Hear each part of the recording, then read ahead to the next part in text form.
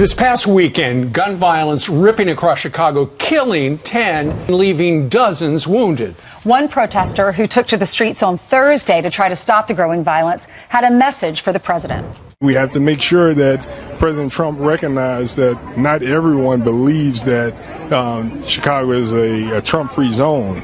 If he's serious about helping the people in Chicago, especially on the west side of Chicago, I accept his help. Wow. Joining us right now to discuss the city, the crisis that it's in, and the carnage that's happening is Democratic Illinois State Representative LaShawn Ford. LaShawn, thanks so much for joining us. I appreciate it. We saw you on the street there. What could you expect, or what do you hope the president does? Well, first of all, thank you for having me, and I'm so happy to be working with your contributor, Deanna Codwell, who's from Chicago. As a Democrat, I come here today calling on the president. He said he wanted to help people in Chicago. I accept that help. That's number one. We have to. All right, so let me ask you something. What happens when a president, the so-called law and order guy, rushes into a courtroom because his entire strategy just got obliterated? Yeah, that's not rhetorical. That actually happened. President Trump had to make a surprise court appearance in Chicago after a federal judge basically said his whole plan was, and I'm quoting here, completely made up. Can you believe this? The man who built his entire brand on being tough on crime, on restoring order, on making America safe again, just got smacked down so hard by a judge that he had to personally show up in Chicago to do damage control. And this isn't some small setback. This is a full-blown implosion of what was supposed to be his signature move in his second term. Here's what went down. Trump wanted to send National Guard troops and federal agents into Chicago. Big show of force, right? The whole "I'm taking back our cities" thing. Except the judge looked at his legal reasoning and said, nope. This is fabricated. You made this up. Not kind of made up, not exaggerated, completely made up. But before we go any further, real quick, let's be honest. You can't really trust mainstream media anymore. That's why we built Pump Politics, to bring you real stories, real context, and no corporate spin. If you want to stay ahead of the headlines, join our free newsletter. We'll send the news straight to your inbox every day. Just click the link in the description to join. And if you just want to support what we're doing, join us, be part of the community that actually cares about the truth. All right, let's get back to the video. Chicago is a Trump-free zone because taxpayers deserve to have the president come in and bring resources to the community. We need to make sure that the billions of dollars that we send to Washington comes back. And the mayor should be working closely with Trump. He should be working closely with the Labor Department. He should be working closely with the U.S. HUD, the Surgeon General, because there's so much trauma on the west and south sides of Chicago. We must do everything. Judge April Perry didn't hold back either. She said there was no credible evidence of a rebellion in Chicago. Zero evidence, none. And then she dropped this line that's going to sting for a while. She said political opposition is not rebellion. She had to actually explain to the president of the United States that people disagreeing with you doesn't mean they're starting a rebellion. Come on. So Trump's team scrambled. They immediately tried to appeal. They're calling it judicial overreach, saying the courts are stepping on presidential power, all the usual stuff. But here's the thing. The appellate panel, they agreed with the judge. And get this, it wasn't just Democratic appointees saying no. Republican appointees joined in too. Unanimous decision. They all looked at what Trump was trying to do and said, this isn't how federal law works. This was supposed to be Trump's test case. Yeah, Chicago was going to be the example. Send in the troops, restore order, show other cities what happens when they don't fall in line. Then he'd roll this out to other Democratic-run cities across the country. That was the plan, except the plan fell apart before it even started. And the fallout? It's been wild. Trump's people are furious. They're saying the courts are playing politics, that judges don't understand what's happening in American cities, that this is all about blocking Trump no matter what. But when both Republican and Democratic judges are saying the same thing, when the evidence is so weak that a judge calls it zero, completely made up, maybe the problem isn't the courts, What gets me is how this undermines everything Trump's been saying. His whole message has been about strength, about not backing down, about being the guy who can fix what's broken. Law and order, baby. That's been his thing since day one. And now he's racing to a courtroom because his law and order strategy got blocked by, wait for it, the law and order system. The irony is almost too much. This isn't just a legal loss either. This is political. Every opponent, every critic, every person who said Trump overreaches, they all just got ammunition. You can already see the attack ads writing themselves. Trump promised to restore order. Instead, courts had to stop him from breaking the law. It's brutal. In Chicago, they're not backing down. The city wasn't just sitting there waiting for federal troops to show up. They fought this in court and they won, which means other cities are watching. Other mayors are taking notes. If Chicago can beat this, maybe they can too. Trump's trying to spin this, obviously. His team is out there saying this is temporary, that they'll win on appeal, that the courts can't stop a president from protecting American citizens. But that's not what the judges said. They said Trump's justification was fabricated.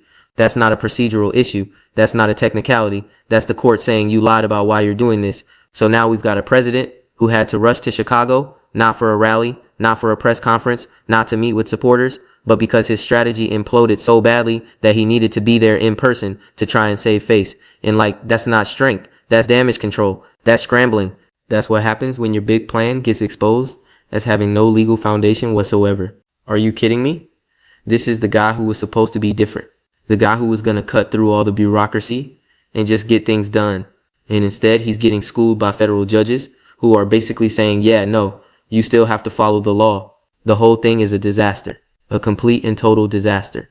Trump wanted Chicago to be his moment, his proof that he could take control of cities spiraling out of control. Instead, it became proof that even presidents can't just make stuff up and expect courts to go along with it. And the timing couldn't be worse.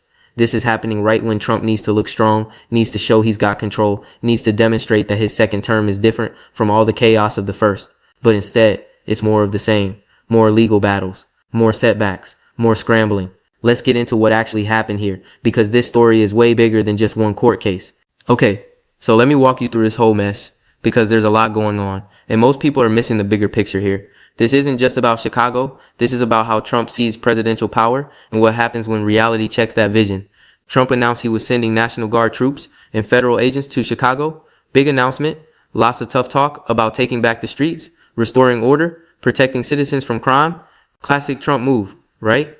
The kind of thing his base loves. Strong president, taking action where local leaders supposedly failed. But here's where it gets interesting. To actually do this, legally do this, Trump needed justification under federal law. You can't just send troops into American cities because you feel like it. There are rules. There are laws.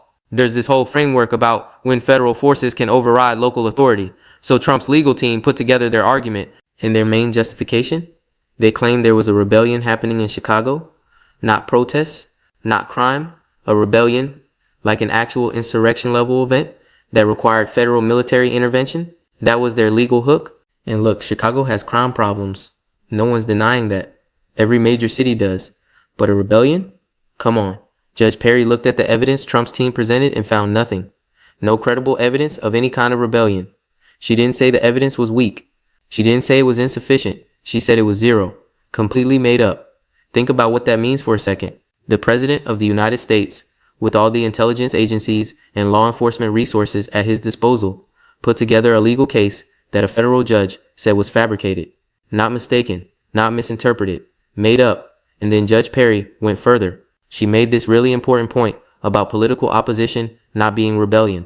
Because here's what Trump's team was trying to do. They were trying to frame resistance to Trump's policies, protests against his administration, local leaders refusing to cooperate. They were trying to call all of that rebellion. Like Chicago disagreeing with Trump about immigration enforcement or policing strategies meant Chicago was in rebellion against the federal government.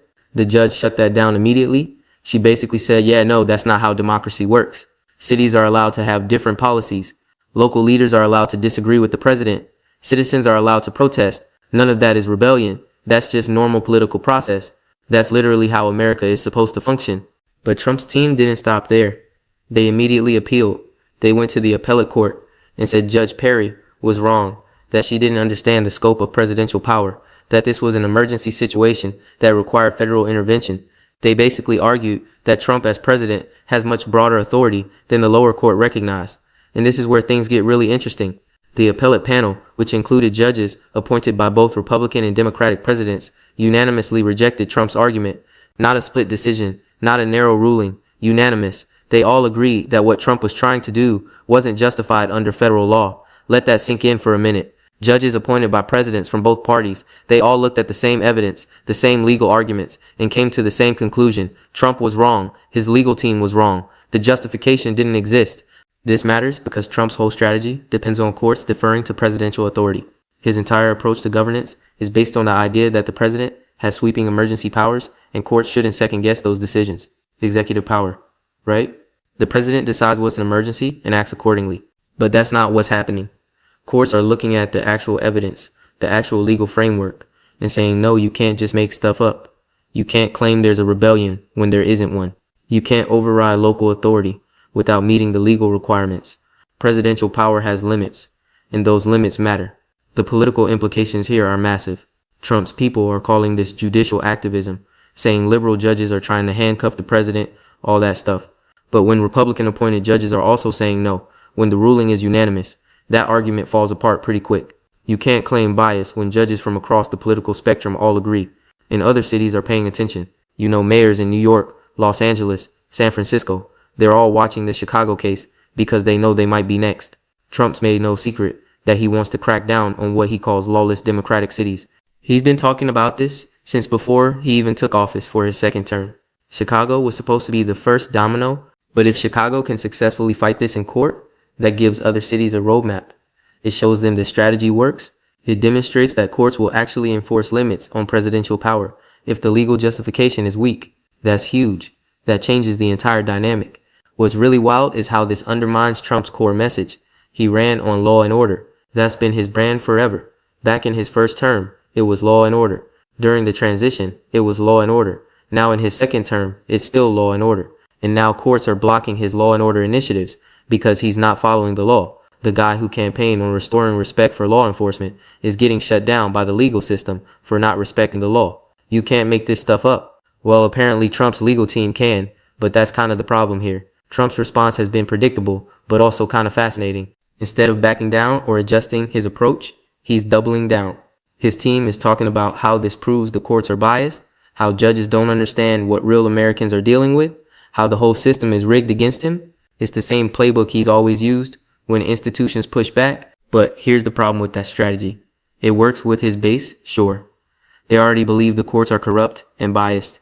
They think judges are part of the swamp or the deep state or whatever term is popular this week. So when Trump says the courts are blocking him unfairly, his supporters nod along and get even more fired up. But for everyone else, for moderate voters, for independents, for people who might have voted for Trump but aren't hardcore supporters, seeing a president repeatedly lose in court because his legal arguments are weak, that's not a good look. That doesn't inspire confidence.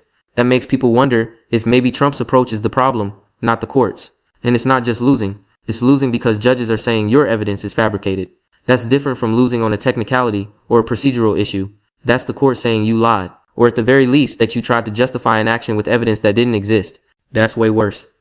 The Chicago situation is also exposing tensions within Trump's own coalition. Some Republicans in Congress are uncomfortable with the idea of sending federal troops into American cities without clear legal authority. They remember how Democrats used to criticize military actions and federal overreach. They remember complaining about executive overreach during other administrations. Now they're in the position of defending it because their guy is doing it. And some of them are fine with that. Politics is politics. But others, they're worried about precedent. They're worried about what this means long term. And you can see the worry. If Trump can send troops to Chicago based on fabricated evidence of rebellion, what stops future presidents from doing the same thing?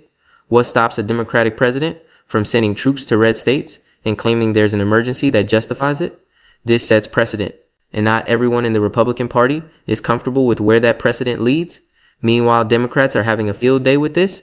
They're using it to argue that Trump is authoritarian, that he doesn't respect democratic norms, that he's willing to abuse presidential power to go after political opponents. And the court rulings give them ammunition because it's not just Democrats saying this anymore. It's federal judges, including Republican appointees, saying Trump's legal justification doesn't hold up. The optics of Trump rushing to Chicago are also pretty terrible. This was supposed to be a show of strength. The president personally going to oversee the restoration of order in a troubled city. That's the image his team wanted to project. Strong leader taking charge. Instead, it looks desperate. It looks like a president who's scrambling because his big plan fell apart. It looks like damage control. And in politics, perception matters. Trump knows this better than anyone. His whole brand is about projecting strength and winning. Getting blocked by courts and having to personally rush to damage control, that's not the image he wants. That's not winning. What makes this even more complicated is the timing. Trump's in his second term. He can't run again. Constitution says 2 terms maximum. So this isn't about winning another election for him personally, but it is about his legacy, about how history remembers him, about maintaining influence in the Republican Party, and having signature initiatives blocked by courts because the legal foundation is weak. That's going to be part of how people remember this presidency. All right, let's break down what this all actually means, because there are a few key pieces here that connect to way bigger issues. First point, this is about the limits of presidential power. Trump has always pushed boundaries. That's kind of his thing. He sees the presidency as having broad, almost unlimited authority in certain areas, especially when it comes to law enforcement and national security. He's always been the guy who says the president should be able to act decisively without bureaucracy getting in the way. But courts keep pushing back. And not just on minor issues, on major policy initiatives, on the big stuff Trump cares about most. The Chicago case is a perfect example. Trump wanted to deploy federal forces. He believed he had the authority to do that. His team told him he could do it. They put together what they thought was sufficient legal justification. But when challenged in court, when someone actually examined the evidence and the legal reasoning, it fell apart. They claimed rebellion when there was no rebellion, and court said, no, you can't just say there's an emergency and expect us to take your word for it. You need actual evidence. You need to meet the legal requirements. This creates a template for future challenges. Every time Trump tries to use federal power to override local authority, cities can now point to this Chicago ruling and say, show us the evidence, prove there's an actual legal basis, and if the evidence is weak, courts have shown they're willing to block the action.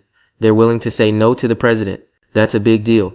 That changes the calculation for Trump's team. It means they can't just assume they'll win because they're the federal government. They actually have to do the legal homework. They have to build solid cases. And if they don't, they lose. Second point, this is doing real damage to Trump's political brand. The law and order thing only works if people believe you're actually restoring order. But what's happening instead?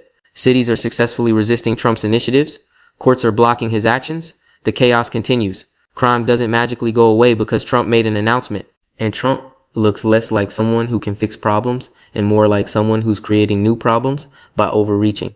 He looks like someone who makes big promises but can't deliver because he doesn't understand how to work within the system effectively. His supporters will stick with him, obviously.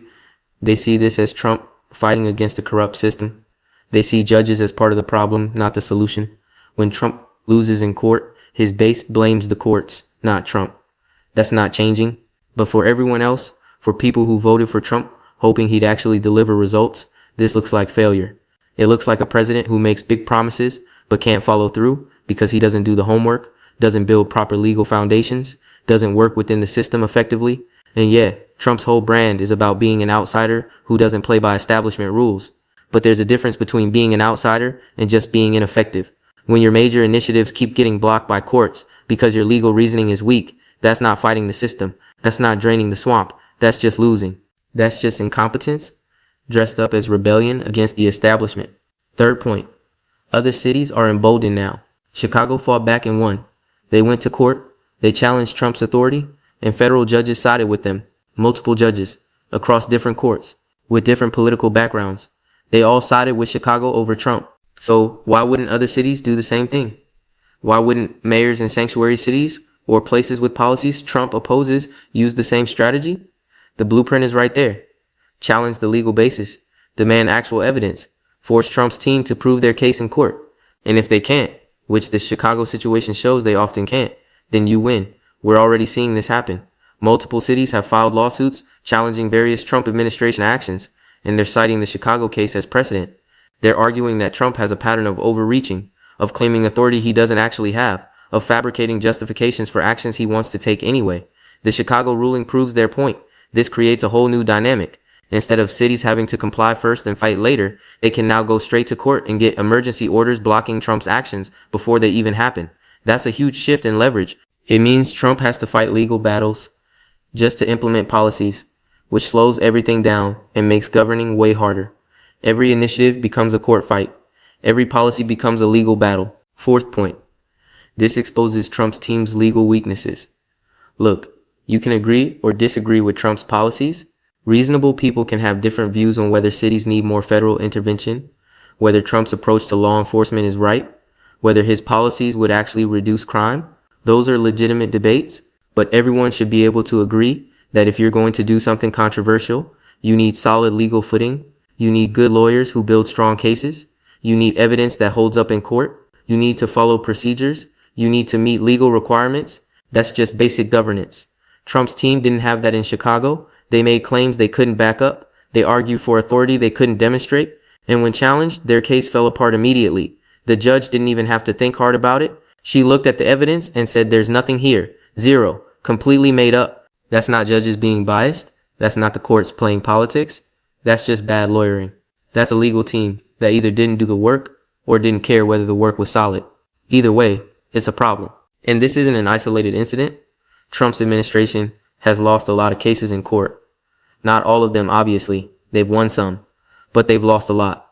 And the losses often come down to the same issues: weak evidence, overreaching claims of authority, procedures not followed properly, legal requirements not met. These are fixable problems if you have competent legal teams doing proper preparation, but that doesn't seem to be happening consistently. So what happens next? Well, Trump's team says they're going to keep appealing. They might try to get this to the Supreme Court, and maybe they'll win there. The court does have a conservative majority, and they've been more willing to defer to presidential authority in some cases. That's possible.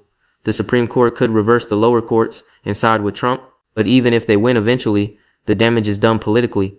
The narrative is already set. Trump rushed to Chicago because his strategy imploded. The story is already out there. Federal judges said Trump's evidence was fabricated. That's not going away, even if he eventually wins on appeal. Other cities will keep fighting. More lawsuits will get filed. More judges will issue rulings. And every time Trump loses one of these cases, it reinforces the perception that he's overreaching, that he's not actually restoring order, that he's just creating chaos while claiming to fight it. Trump's base won't care. They'll see this as more proof that the system is rigged against him. They'll see judges blocking Trump and think that proves Trump is right about the courts being corrupt. That narrative is already baked in with his supporters. But here's the thing. You can't govern a country with just your base. You can win elections with your base if the other side is weak or divided. But governing, that requires broader support. That requires institutions to function. That requires some level of cooperation from local governments, from courts, from Congress, from career government employees. You need the machinery of government to work. And every court loss, every legal setback, every situation where Trump has to personally rush somewhere for damage control, that makes all of that harder. It makes cooperation less likely. It makes institutions more resistant. It creates more friction in the system. The bigger picture here is about how power actually works in America. Trump came into office, both times, thinking presidential authority is almost unlimited, especially in areas like law enforcement and national security. He genuinely believes the president should be able to act decisively without courts or Congress or anyone else getting in the way. But the system doesn't work that way. There are checks and balances. Courts have power. Local governments have power. Congress has power. And when you try to override all of that without proper legal justification, you lose. The system pushes back. This Chicago situation isn't just one setback. It's a window into how Trump's entire second term might play out. Big announcements followed by legal challenges, followed by court losses, followed by damage control. That's not strength. That's dysfunction. That's chaos. And look, reasonable people can disagree about what policies America needs. Maybe you think cities do need more federal intervention. Maybe you think Trump's approach is right, even if the legal execution is sloppy. Fine, those are legitimate positions. But regardless of your policy preferences, this is objectively not going well for Trump. He promised to restore law and order. Instead, he's losing in court to the people he promised to crack down on. He promised to be strong and decisive. Instead, he's scrambling to courtrooms for damage control. He promised his experience would make his second term more effective than his first. Instead, we're seeing the same problems with legal preparation and institutional pushback that plagued his first term. Can you believe we're still seeing this? 4 years later, different term, same issues. You think lessons would have been learned? You think strategies would have been adjusted? You think someone on Trump's team would say, hey, maybe we should make sure our legal arguments are solid before we announce major initiatives? But nope. Here we are, watching Trump rush to Chicago because a judge said his entire plan was made up. So that's where we're at. Trump's law and order strategy imploded in Chicago. Courts shut it down. Other cities are taking notes. And the president, who was supposed to be restoring order, is instead getting blocked by the legal order itself. The irony is perfect.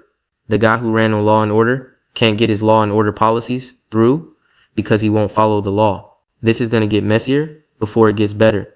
More cities will fight back. More courts will issue rulings. More legal battles are coming. And Trump, He'll keep doubling down, keep claiming the system is rigged, keep blaming judges and opponents and anyone except his own team's failures. Stay tuned. This story is far from over. More lawsuits will get filed, more judges will issue rulings, and every time Trump loses one of these cases, it reinforces the perception that he's overreaching, that he's not actually restoring order, that he's just creating chaos while claiming to fight it. Trump's base won't care. They'll see this as more proof that the system is rigged against him. They'll see judges blocking Trump and think that proves Trump is right about the courts being corrupt. That narrative is already baked in with his supporters. But here's the thing. You can't govern a country with just your base. You can win elections with your base if the other side is weak or divided. But governing, that requires broader support. That requires institutions to function. That requires some level of cooperation from local governments, from courts, from Congress, from career government employees. You need the machinery of government to work. And every court loss, every legal setback, every situation where Trump has to personally rush somewhere for damage control, that makes all of that harder. It makes cooperation less likely. It makes institutions more resistant. It creates more friction in the system. The bigger picture here is about how power actually works in America. Trump came into office, both times, thinking presidential authority is almost unlimited, especially in areas like law enforcement and national security. He genuinely believes the president should be able to act decisively without courts or Congress or anyone else getting in the way. But the system doesn't work that way. There are checks and balances. Courts have power. Local governments have power. Congress has power. And when you try to override all of that without proper legal justification, you lose. The system pushes back. This Chicago situation isn't just one setback. It's a window into how Trump's entire second term might play out. Big announcements followed by legal challenges, followed by court losses, followed by damage control. That's not strength. That's dysfunction. That's chaos. And look, reasonable people can disagree about what policies America needs. Maybe you think cities do need more federal intervention. Maybe you think Trump's approach is right, even if the legal execution is sloppy. Fine, those are legitimate positions. But regardless of your policy preferences, this is objectively not going well for Trump. He promised to restore law and order. Instead, he's losing in court to the people he promised to crack down on. He promised to be strong and decisive. Instead, he's scrambling to courtrooms for damage control. He promised his experience would make his second term more effective than his first. Instead, we're seeing the same problems with legal preparation and institutional pushback that plagued his first term. Can you believe we're still seeing this? 4 years later, different term, same issues. You think lessons would have been learned?